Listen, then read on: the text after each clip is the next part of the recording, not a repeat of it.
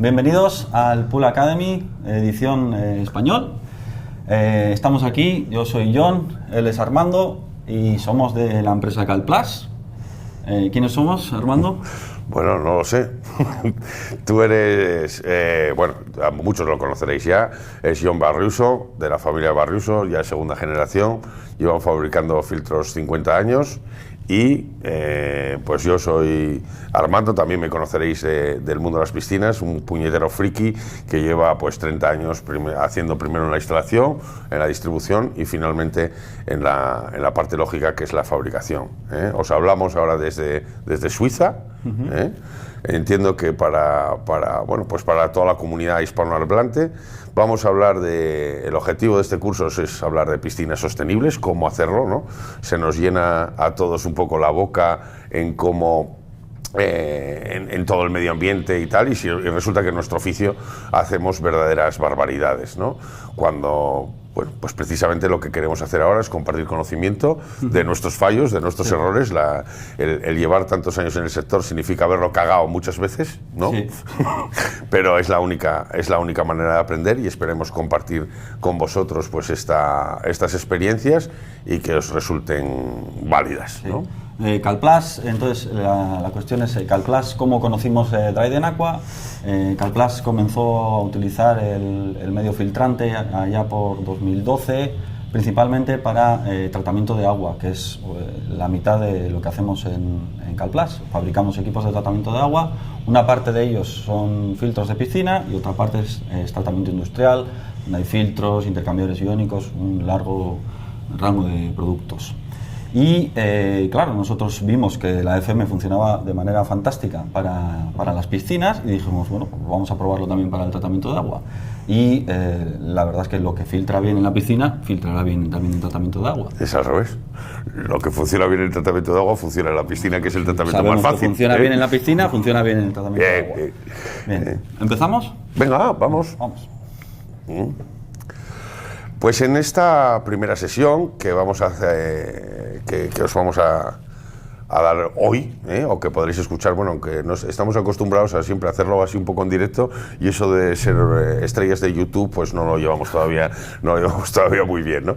Entonces haremos una pequeña introducción a Dryden Aqua, pasaremos por yo creo que es uno de nuestros iconos, ¿no? Que es la pirámide de la filtración, y hablaremos un poco de recirculación, pérdidas de carga, número de boquillas y la importancia de los caudalímetros. Vamos a hablar un poco de la hidráulica, que es un poco donde suelen fallar la mitad de las piscinas. Sí. Entonces vamos a empezar con una introducción a Dryden Aqua. Sí. ¿Quién es Dryden Aqua? Pues Dryden Aqua fue una compañía que creó Howard Dryden, que es un biólogo marino que hizo su tesis doctoral en activación de zeolitas, ¿verdad? Entonces, claro, como biólogo marino estaba preocupado por los mamíferos de los parques acuáticos. Principalmente. Entonces, ¿qué les pasaba, Armando? Bueno, pues que evidentemente en los parques acuáticos, en los mamíferos marinos, aunque pensemos que vemos esas piscinas y pensamos que bueno, que son animales, al final se están bañando en piscinas, es agua clorada, ¿no? No deja de ser pues un tratamiento como una piscina y tienen exactamente los mismos problemas, quizás agrandados, ¿no? Porque el delfín no suele salir a ducharse ni va al baño fuera de la piscina, sino que lo suele hacer todo dentro de la piscina. Si somos capaces de mantener el cloro, las cloraminas y toda raya dentro de un tanque donde hay mamíferos marinos, será más fácil hacerlo en una piscina, entiendo yo, ¿no?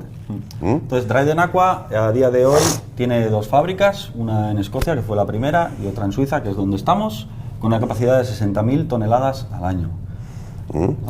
Sí, y aquí es donde ahora aquí en Suiza pues fue donde se desarrolló ya el NG. Esta fábrica se inauguró en 2019, ¿no? Estuvimos aquí con la inauguración y digamos que yo creo que es el hito dentro del mundo de las piscinas del siglo XXI. ¿Cuáles son nuestros campos? Los campos de Dryden Aqua fueron primero la acuacultura, después empezaron en tratamiento de agua y finalmente se metieron en temas de la piscina. Y tenemos ya casi más de 500.000 de piscinas. Pues ya estará desfasado. Desfasado estará. Estará desfasado. Igual tenemos 500 o 1.000. Sí. Bien. ¿En qué consiste el DAISY? ¿No? El DAISY es, lo que significa es Dryden Aqua Integrated System, o sea, es el sistema integral de tratamiento de agua, ¿no? Y está basado precisamente en el enfoque biológico. Cuando hablamos de tratamiento de agua, siempre hablamos desde la parte de ingenierías, incluso nosotros, yo durante muchísimo tiempo, y hablamos de tratamiento físico-químico, siempre es tratamiento físico-químico el agua, ¿no? Quizás el cambio importante a finales del siglo pasado, principios de este, es el introducir un nuevo punto de vista, el enfoque biológico, ¿no? Es decir, tenemos un problema, o sea, si tenemos bacterias en el agua, lo podemos atacar con químico, podemos diseñar el biocida adecuado para cargarnos una bacteria, o podemos decir, oye, tengo un problema biológico, vamos a preguntarle a un biólogo a ver cómo lo soluciona. Y ese es el DAISY. ¿En qué se basa el enfoque biológico? Pues en prevenir en vez de curar. Como comprenderéis, en piscinas no lo hacemos. En piscinas esperamos a que se nos ponga el agua verde, a que se nos ponga blanca, a que los niños salgan con los ojos a tope, que se les destiña el bañador, que a las señoras se les ponga el pelo verde, y entonces decimos, oh, tenemos un problema, y entonces actuamos, hacemos unos análisis y tal. En los acuarios eso no te lo puedes permitir, no puedes llegar por la mañana a un acuario y encontrarte todos los peces flotando arriba, tienes un problema gordo. Entonces los biólogos en realidad lo que hacen es, coño, vamos a prevenir, esto no puede ocurrir nunca. Y este enfoque es el que estamos intentando dar a nuestras piscinas. Nos tenemos que anticipar. Y la biología, pues, tiene su curso, tiene sus tiempos, pero creo que si lo aplicamos como debe hacerse, y os enseñaremos a lo largo de este curso pues todos los tips, pues lo veremos, ¿no? ¿Qué es lo que necesita el DAISY? El DAISY se compone de tres pasos. El AFM, que es el medio filtrante, que es un medio filtrante hecho a partir de vidrio reciclado, que lo que conseguimos con él es mejorar el rendimiento de filtración y que además es bioresistente, lo que además hace que tengamos unos muy buenos contralavados. Esa es una de las claves de volver a filtrar bien. Paso 2. Paso 2. La coagulación y floculación, ¿vale? Es decir, el medio, ya hemos conseguido que las bacterias no tengan su casita, pero todavía no estamos contentos con eso, ¿no? Necesitamos que, aunque no tengan dónde alojarse, lo más importante, si no quieres que haya bacterias, es muy sencillo, no las alimentes, ¿no? Exacto. Si les quitamos la comida, se morirán, o por lo menos no encontrarán un entorno fácil donde sobrevivir. ¿Y el 3? El ACO o el ACO. No lo sé, según la gente lo bautizará como quiera, ¿no? Entonces el ACO lo que utiliza es el poder del sol para proteger, por un lado, es una cremita solar que usamos para proteger, para que la luz ultravioleta no destruya el cloro de la piscina, y también lo que hacemos es aprovechar esa energía del sol por fotólisis y generar una cantidad de radicales libres.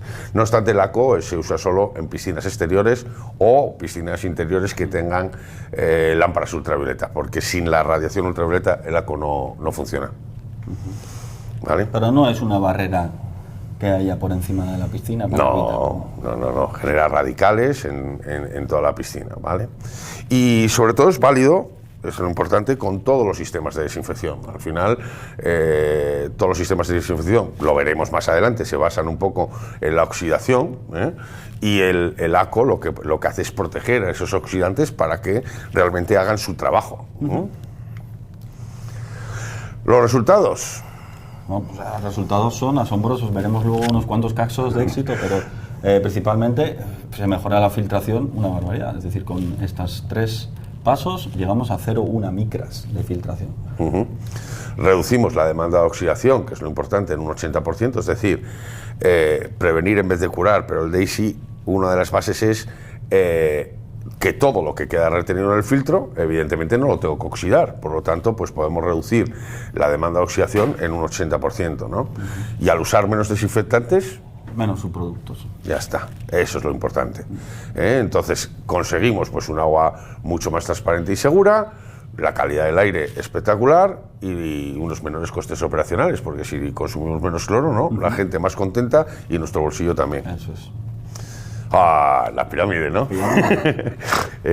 Este es nuestro icono, supongo que ya lleva un montón de años en el mercado y ya lo podemos ver en un montón de catálogos, ¿no? Y parece que gracias a Dios, pues incluso algunos de nuestros competidores ya la han incluido y se están dando cuenta de la importancia que tiene que tener la filtración. En este caso la estamos viendo al revés, pero vamos a desarrollarlo un poco, ¿no? Hay 4 elementos en el tratamiento de agua. El primero sería... La hidráulica. ¿Qué? La hidráulica. Es importante, ¿no? Mucho. En la piscina y en el filtro. Sí. En el filtro más casi, ¿eh? Bueno. El caso es que es verdaderamente impresionante cómo a veces sí que es cierto que la gente hace un esfuerzo en comprar buenos materiales, buenos filtros, un buen medio, una buena bomba y sin embargo, pues luego por el tema de tuberías y cosas por el estilo, pues al final el sistema no funciona correctamente, ¿no? Es como ponerle pues el motor de un Ferrari a un Seat Panda. Bien. Segundo punto. ¿Filtración? La filtración, ¿no? O sea, es nuestra base. Es decir, todo lo que es filtrado no tiene que ser oxidado, no tengo que trabajar con desinfectantes. Si lo lavamos bien, se va. Se va, ¿no? ¿Eso qué provoca? Pues una reducción drástica y brutal del consumo de agua, ¿no? Volvemos otra vez a la sostenibilidad. Veréis que somos un poco frikis de las piscinas, pero también del medio ambiente, ¿no? O sea, queremos bueno, pues todos queremos que el mundo sea más sostenible y resulta que bueno, siempre nos estamos quejando de los demás y en nuestro propio oficio a veces no somos capaces de hacer el trabajo, ¿no? Y por último... La desinfección. Exacto. ¿Qué hacemos? Pues reducimos un montón el consumo de productos químicos, ¿no? Esto nos suele gustar en muchos sitios porque vendes menos. Vendes menos. A mí me ha pasado, ¿eh? Ibas al principio con el AFM y tal y cual a tiendas de piscinas y le decías, no, es que vas a consumir un 40% menos de cloro.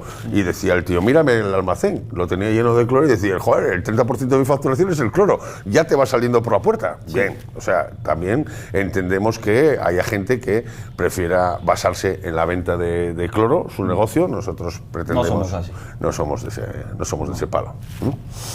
Bien. ¿Qué suele pasar cuando una persona cualquiera, una persona de la calle normal dice quiero hacerme una piscina? Como cualquier cosa, quieres lo mejor de lo mejor y que te salga lo más barato posible y mantenerlo. Claro, ¿eh? ¿Y qué suele hacer el piscinero? Pues darle un presupuesto hasta la ruina, ¿no? Como dices tú. Bueno, hombre, eso le puedes dar un presupuesto hasta arruinarle. Eso lo decía, ¿eh? Sí. Pero eso cuando diseñaba spas y cosas por el estilo, o piscinas así chulas en un chalet y el hombre me empezaba a pedir y yo, cuidado, yo puedo diseñar una piscina hasta tu completa ruina, que es la verdad, o sea, empezamos a colocarle cosas y tal y eso, o sea, tenemos que buscar un equilibrio, ¿no? con lo que quiere el cliente, ¿no? Cuando ve el presupuesto, ¿qué hace el cliente? Esto no puede ser. Se asusta, se pega el susto y ¿qué hace el piscinero? Rebajar en las calidades de todo lo que va a instalar. Eso ya no solo calidad, sino que pone más equipos más pequeños que lo que necesita.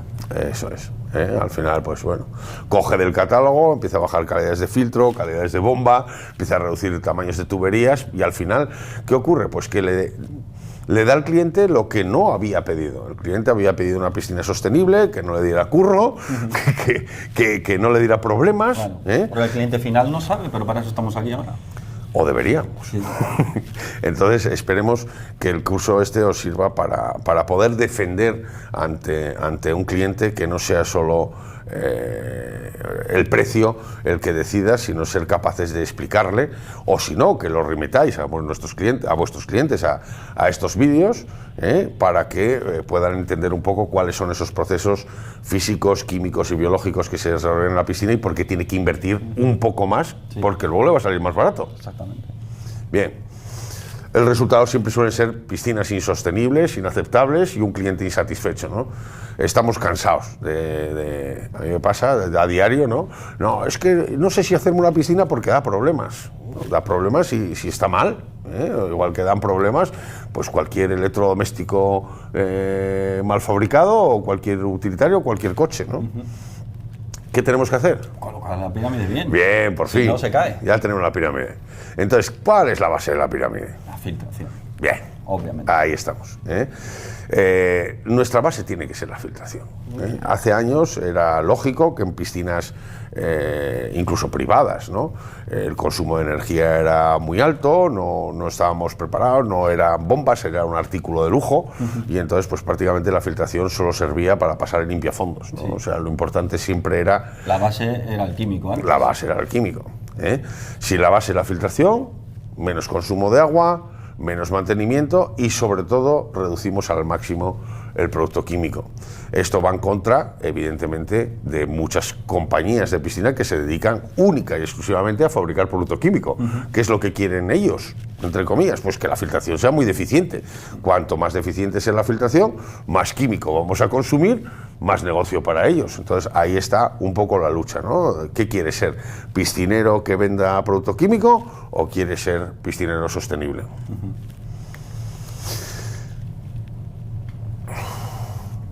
¿Qué?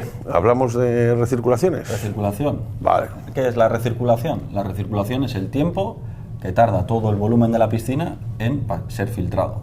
Pero eso no significa que cada gota de agua haya pasado por el filtro, ¿no? No, eso no podemos asegurarlo, siempre hay una mezcla, estamos cogiendo parte del agua que ya ha pasado, otras no, depende muchísimo de la hidráulica, las zonas muertas, pero bueno. Lo primero que os vamos a decir, antes pues claro, era inviable, ¿no? Con bombas sin velocidad variable, porque evidentemente mantener esa bomba funcionando 24 horas era carísimo, pero hoy en día con bombas de velocidad variable es que los consumos bajan drásticamente y lo que recomendamos siempre es que la piscina o el agua se esté moviendo, luego veremos por qué, pero en principio 24 horas funcionando el sistema de filtración. Y luego pues tenemos que tener en cuenta pues el resto de las condiciones, ¿no?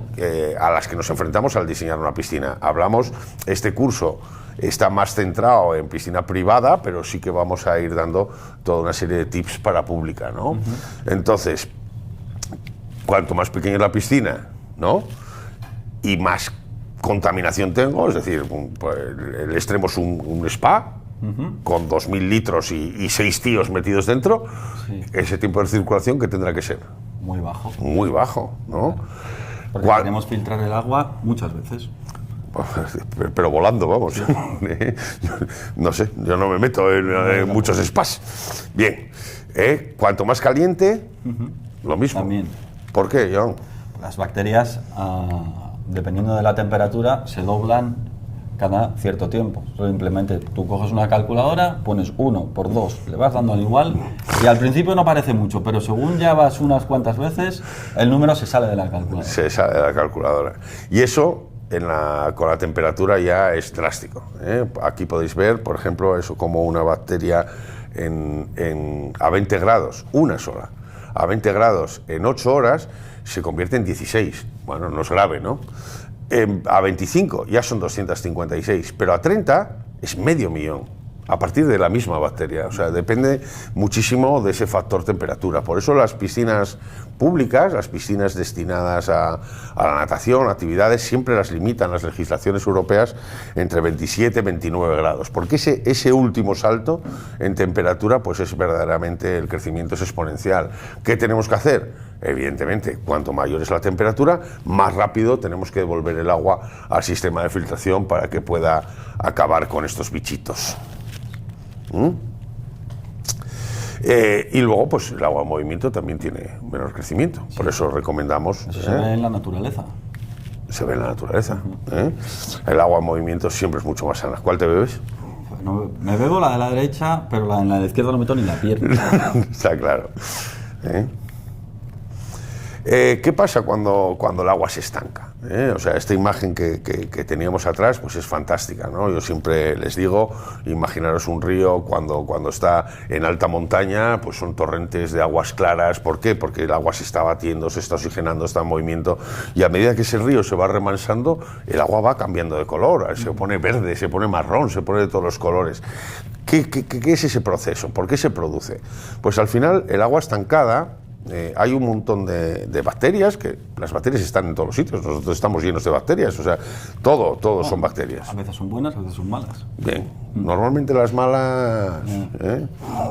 Bien, Pues esas bacterias en realidad pues se alimentan de la sustancia orgánica de todos los organismos y ¿qué hacen también? Consumen el oxígeno, ¿vale? Al final pues son las heterotróficas, se generan zonas anóxicas y es cuando empezamos a tener pues todos estos problemas en las aguas, esas coloraciones verdes, esas coloraciones marrones, y en lo que nos interesa a nosotros, igual que en la naturaleza ocurre, lo mismo ocurre dentro de nuestro filtro, ¿no? Si se generan zonas anóxicas, ¿qué tenemos? Problema. Un problema. Tenemos pues esas arenas viscosas, marrones, feas, cosas que no queremos ver. No es agradable el recuerdo que tengo. No, ¿eh? No. ¿A ti te ha tocado cambiar arena? Sí. Joder. Bien.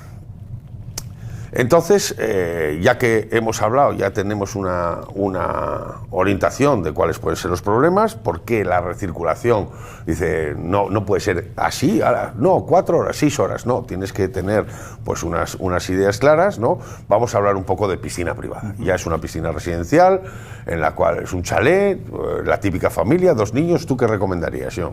Bueno, pues una recirculación por lo menos de unas 4 horas, pero si se puede tener la bomba todo el rato funcionando, mejor.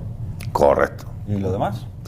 Bueno, pues lo que es importante, pues que el agua pase por la depuradora 3 o 4 veces al día, ¿no? O sea, no se trata de que la bomba funcione 1 o 2 horas al día, todo el caudal y toda la historia. Nos vale muchísimo más que la bomba esté a muchas menos revoluciones. Exacto. Pero que el agua esté en movimiento y que esté constantemente pasando por el equipo depurador.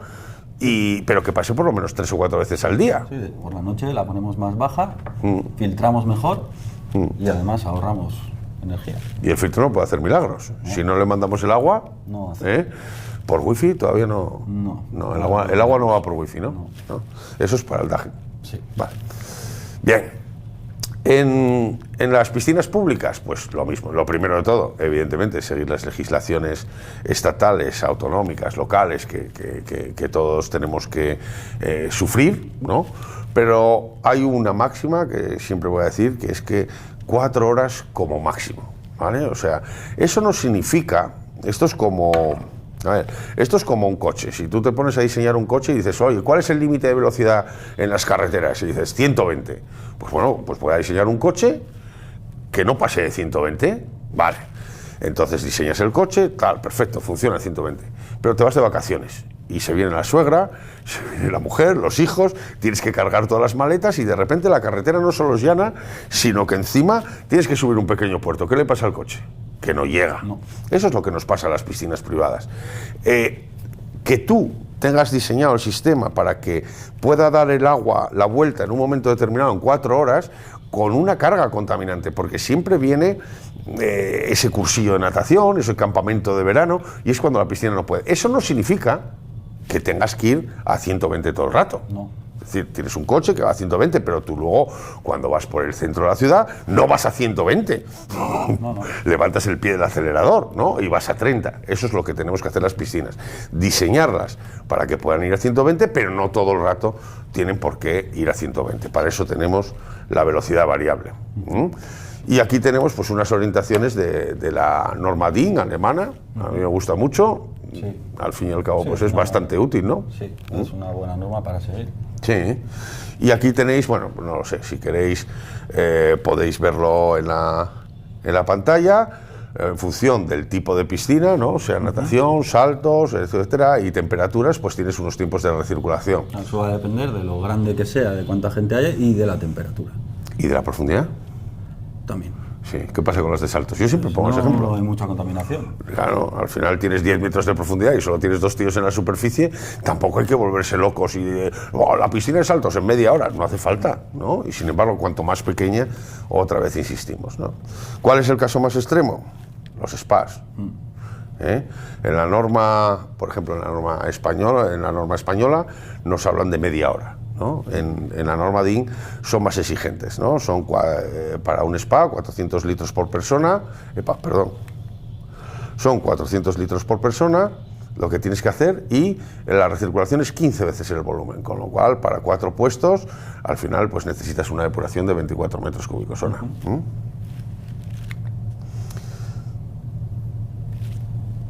Pérdida de carga. Y selección del bombeo. ¿Ahora qué bomba ponemos, John? Pues dependerá del filtro que tengamos, y el filtro depende de la piscina que tengamos. Pero ¿qué es lo que tenemos que buscar? Que el lavado sea... Bueno, lo más eficiente, ¿no? Claro, si tú no lavas bien el equipo, si el equipo no lava bien, el equipo no va a filtrar bien. Oye, tenemos que colocar esto más cerca porque nos vamos a quedar ciegos, ¿eh? Sí. Yo no veo ya... Esto es así mayor, pero bueno, explícales tú, a ver, ¿qué se ve en este gráfico? En este gráfico vemos las pérdidas de carga en filtración. Habituales, ¿no? En filtración, claro, esto es habitual, no todas las piscinas son iguales, pero vemos las pérdidas de carga en filtración y en contralavado, y estas son las pérdidas de carga que tenemos que buscar en las gráficas de las bombas. Claro, esto es digamos, la resistencia al paso del agua, y el único elemento que va a vencer esa resistencia es la bomba, ¿no? Como metas mal la bomba, como elijas mal la bomba, no vas a lavar bien. Correcto. Entonces, aquí veis las básicas, ¿no?, que podemos tener en impulsión. La que es la suma de todas, ¿no? ¿Esta cuál es? Esta es la altura geométrica, ¿no?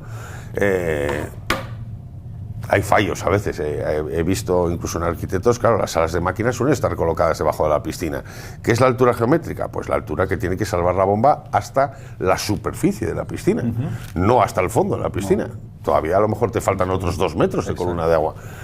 Es habitual que las bombas de piscina estén trabajando a 12, a 14 metros de columna de agua, es decir, 1,2 kilos, 1,5, como mucho a 20. Entonces, hablar de 2 metros es hablar del 10%. O sea, es que a veces pensamos que las bombas de piscina sirven para todo. Pues pongo una bomba y ya está. La bomba de piscina la podemos comprometer, porque si estamos hablando de 14 metros y nos olvidamos de 4, nos estamos olvidando de gran parte del rendimiento, ¿no? Entonces, hay que tener en cuenta eso, la altura geométrica, el paso, todo lo que sería el tramo de aspiración hasta el filtro. El filtro tiene una pérdida de carga. Y no es lo mismo un filtro limpio Con sucio. ¿Cuánto puede ser, más o menos? 0,4. 0,4 en función, ¿no? O sea que tenemos que contar que la piscina tiene que funcionar con el filtro limpio, pero también con el filtro sucio. Y luego pues colocamos pues un montón de cosas detrás. Sí, a veces demasiados codos, ¿no? Una barbaridad. Eso lo veremos en otra sesión, pero hay una afición a los codos de 90 grados y a los bypasses, y ahora coloco una electrólisis y luego coloco una ultravioleta y luego tal, y te encuentras 8.000 bypasses, ¿no? Pues cada uno de esos codos produce una pérdida de carga que compromete, ¿no? Lo mismo la línea de impulsión, y finalmente pues hasta las boquillas tienen una pérdida de carga. Vamos a elegir la bomba. ¿Te atreves? Elígela tú. No, la eliges tú. Yo a esta distancia no veo, necesito prismáticos, macho. A ver. Vale, bueno. Nosotros buscamos los valores. Los valores que necesitamos. Y aquí vemos la pérdida de carga, ¿no? Correcto. Antes hemos calculado. Buscamos para la pérdida de carga qué caudal nos va a dar, chequeamos que es el correcto, y lo tenemos que hacer para lavado y para filtración. Esta es filtración. Y este es el contralavado. Entonces vemos que esta bomba va a dar 17, si no recuerdo mal, porque no veo. Sí, yo lo veo arriba, que son un poco más grandes. Y luego también podemos utilizar bombas de velocidad variable, que tienes diferentes curvas para diferentes revoluciones. Correcto. Bien. ¿Qué pérdidas de cargas deberíamos valorar antes de hacer pues todo un estudio? Es decir, cuando estamos en la parte inicial, ¿no? ¿Qué diferencia? Pues en piscina residencial depende de si tiene skimmer o es desbordante, ¿no? Influye, ¿eh? Sí. Al final esos 2 metros sí, cuentan. Sí. Es decir, cuando la piscina tiene skimmer, ¿qué pasa con la bomba? La bomba tiene que trabajar más. Menos. No, skimmer, menos. Eso es. En el skimmer lo que tenemos es vasos comunicantes, es decir, el agua vuelve hasta la altura de la piscina gratis. Si es desbordante, ¿qué pasa? Pues que ya tienes esa... Ya rompes la presión y ya se ha fastidiado, ¿no? Entonces necesitamos, para la piscina pública, pues tenemos que contar en la filtración pues 1,5 bares más o menos de pérdida de carga, y para el contralavado 1 bar. Bueno, eso es... Teóricamente, tenemos que revisar dónde está el desagüe. A mí me ha pasado una vez, cometí una barbaridad en unas piscinas de 50, que, bueno, pues por abaratar, iban 4 filtros y entonces pusimos 2 más grandes. ¿Qué pasa cuando los filtros son más grandes? El caudal de contralavado tiene que ser mayor. Pues cuando lo enchufamos a la red, claro, la red de saneamiento exterior no daba. Entonces, cuando hicimos el primer contralavado, salía el agua por todos los váteres, por todas las duchas, por todas las historias. Hay que asegurarse, porque siempre decimos, vale, sí, en el contralavado no tenemos pérdida de carga, pero nunca revisamos a lo mejor lo que pasa en la calle. A veces tienes que poder sacar el agua de la instalación. Entonces deberíamos pensar en ese caudal y a veces no lo cumplimos. En piscinas residenciales pues suele ser más fácil porque las tuberías de desagüe de cualquier vivienda que menos que una tubería de 160 o de 200, con lo cual para lo que es un filtro apropiado vale, pero cuidado, que hay gente que cada vez hace piscinas más enormes y a veces el desagüe de la calle no es suficiente para hacer el contralavado. Bien, y siempre pues usar bombas de velocidad variable, así llegaremos siempre.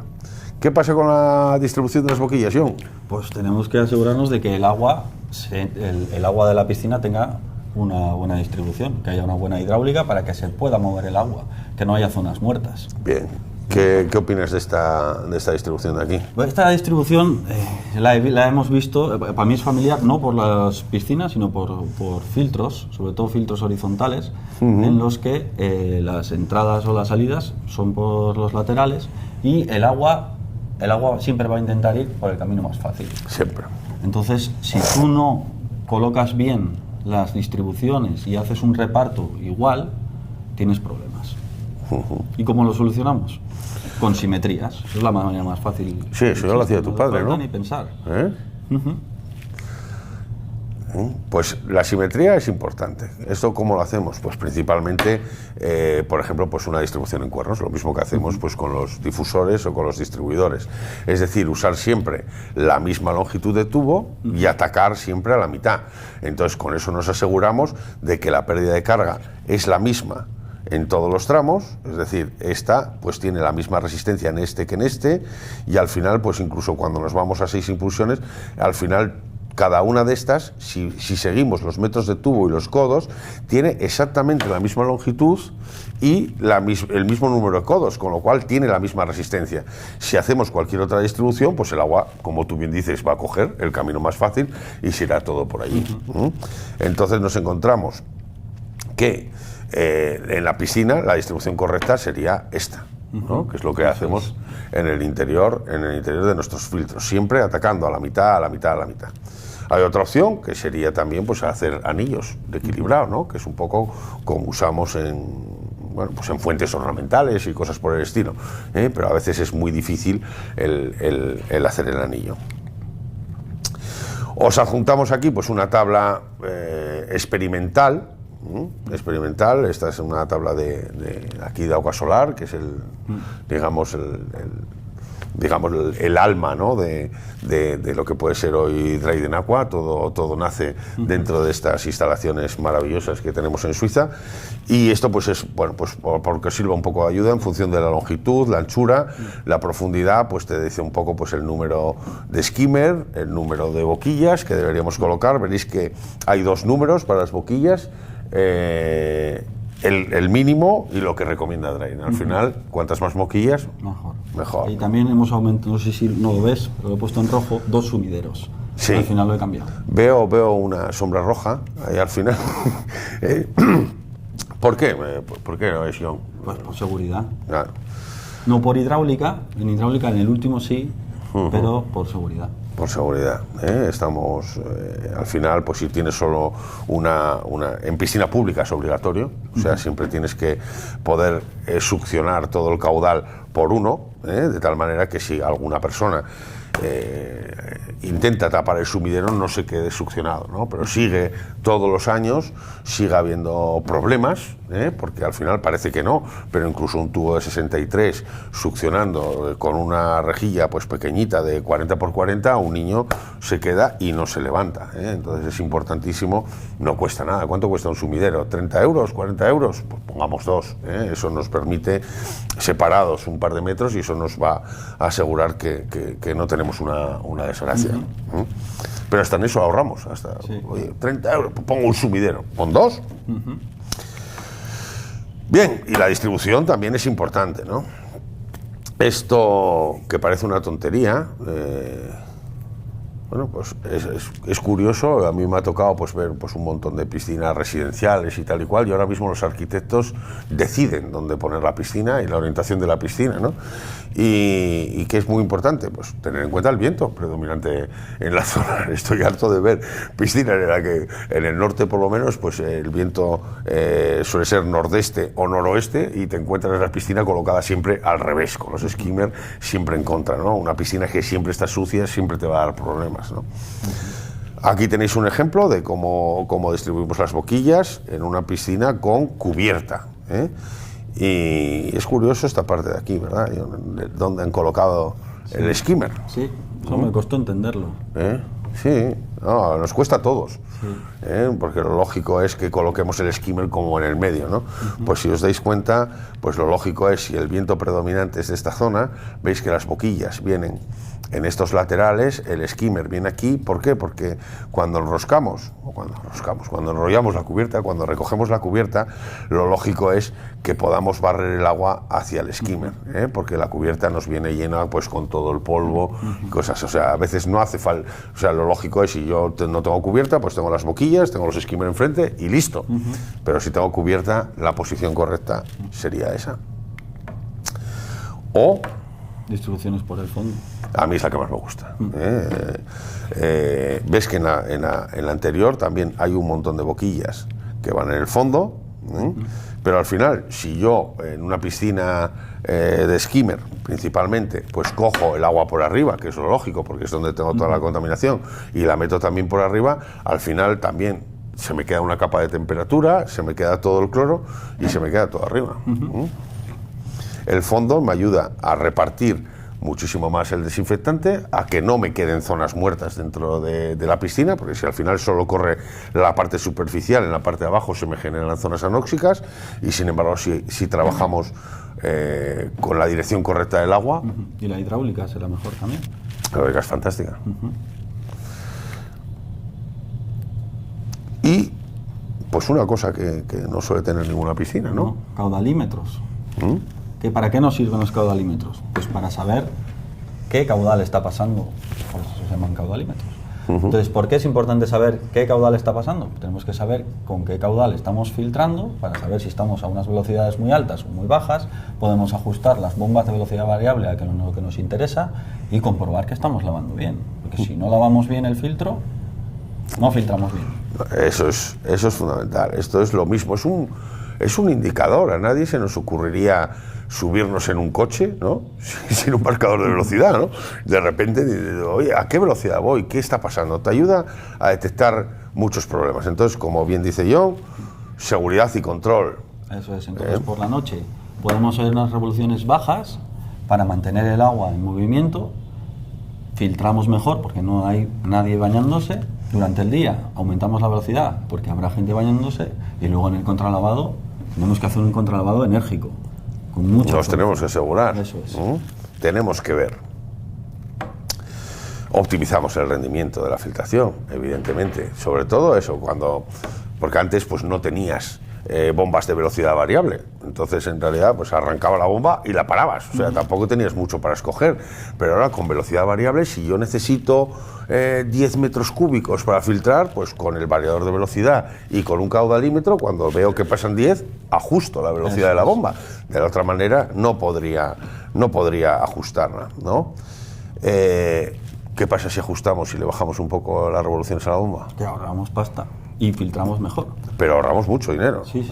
O sea, al final parece que no, pero bajar un 30% la velocidad de la bomba significa bajar aproximadamente un 70% del consumo. Lo veremos más adelante. No solo el consumo de la bomba, sino que si pedimos mucho caudal a nuestro sistema, tenemos rozamiento, que tenemos... Eso es un gasto de energía. Cuanto más despacio vayamos, mejor. Y por último, optimizamos también el consumo del agua de lavado. ¿Por qué es bueno el Flowwish? ¿Por qué nos gusta? O sea, el Flowwish es muy fácil de instalar. No hace falta tener tramos rectos gigantes como en otros caudalímetros, y lo podemos colocar Prácticamente en cualquier posición, ¿no, Armando? Sí, prácticamente. Porque hay una ahí que no nos gusta. Joder, aquí hice yo una cagada, porque es verdad, es cierto, el Flowbiz lo puedes colocar de lado, en cualquier posición funciona, ¿no? Pero nunca lo hagáis en esta posición que marcan ahí, que es boca abajo. A mí me pasó en un hotel en Menorca, coloqué los Flowbiz y como la tubería era por el techo, pues lo coloqué boca abajo para poder verlo. Pero al final, claro, toda la tubería, cuando hacías en los contrabaos y cosas por el estilo, pues se iba cayendo ahí la arena y evidentemente pues el Flowbiz se quedó lleno de arena. Entonces en cualquier posición, menos boca abajo, para que se quede limpio. Y luego pues también tiene una ventaja, sobre todo en los diámetros 50 y 63, ¿no? Es una válvula antirretorno. Es válvula antirretorno que nos viene fantástico, nos ahorramos un elemento más. De muy fácil lectura, es muy cómodo, ¿qué vamos a decir de él, no? Y encima, pues resulta que es de los más fiables que hay, aunque, porque parece mentira, dices un caudalímetro, casi todos miden mal, y la verdad es que este tiene siempre una, ¿cómo se llama? Es que estamos tan acostumbrados a hacerlo esto en inglés, macho, que me salen las palabras. Precisión. Precisión, sí. Del 98%. Exacto, una precisión del 98%. Y versión digital. Sí, y a partir de desde hace un par de años pues ya podemos tener el mismo caudalímetro en forma digital. Se puede conectar pues a todos los controladores que hay disponibles en el mercado, al Space que estuvimos viendo ayer, en fin, todos los datos. Hoy en día pues almacenar datos y tener datos pues no está mal, o sea, ya podremos actuar. Nosotros lo utilizamos en tratamiento de agua, de hecho, o sea que... Constantemente. Sí. Y bueno, pues al final, pues con el digital que te da, pues muchas más opciones, te da totalizadores, puedes cambiar las unidades de medida, puedes saber el tiempo que lleva funcionando tu piscina, en fin, pues al final te da pues un montón de información. Eso, te da la indicación de lo que estás filtrando o cómo estás controlando. Es como, sin él es como ir en un coche sin velocímetro. Sin nada, ya imagínate todos los radares. Sí. ¡Fas! Y además tienen muy poca pérdida de carga. Sí, la verdad es que, bueno, pues ahí lo veis, hay que tenerlo en cuenta también, cuando diseñemos un poco, pero la verdad es que tiene muy poca pérdida de carga. Curioso, pues un caso práctico que se dio aquí en Aquasolar, en Suiza, ¿no? Era un caso en el que pensaban que el Flowbiz marcaba mal, ¿no? Sí. Sí, pensaba, pues se colocó, ellos pensaban, bueno, llevaban muchos años sin caudalímetro, como ocurre en la mayoría de las públicas. Y dicen, bueno, lo estamos haciendo bien. Y dijeron, bueno, vamos a instalar un Flowbiz. Y de repente, pues cuando instalan el Flowbiz, dicen, pues coño, el caudal no da, las bombas, me parece que lo tenemos en caso práctico luego un poco más adelante. Y al final, pues te das cuenta que la pérdida de carga que teníamos era 1,4 bares. Claro, como mayor de lo que esperabas. Mucho más. Las piscinas, como habíamos hablado, las bombas están preparadas para trabajar como mucho a 20, entonces al final esa pérdida de carga es brutal, ¿no? Se vio que solo había 4 aspiraciones en el 50, estaba el ZPM y había muchos codos, ¿no? La solución fue, evidentemente, pues cambiar a una bomba que nos diera el caudal para asumir esa pérdida de carga. Ellos no pensaban que tenían esos 1,4 bares y entonces la bombita que ellos tenían, pues les daba, oye, me voy a acercar. 3 kilovatios. No, les daba como 25 metros cúbicos a esa altura. Ellos sí lo ven, porque sí, como tienen la pantalla, 50. pero necesitaban 50, con lo cual tuvo que irse pues a una curva de bomba que pudiera dar ese caudal, ¿vale? Uy, esto debe ser viejo. Y bueno, pues como no estamos en directo, pues no hay turno de ruegos y preguntas, pero aquí tenéis nuestros correos, cualquiera de los dos. Sí, gracias por vernos y bueno, como ha dicho Armando, estamos a vuestra disposición en nuestros correos electrónicos para cualquier duda que tengáis. Vale, y si no os aburrimos mucho, nos vemos en la sesión 2. Chao. Venga. Adiós. Adiós.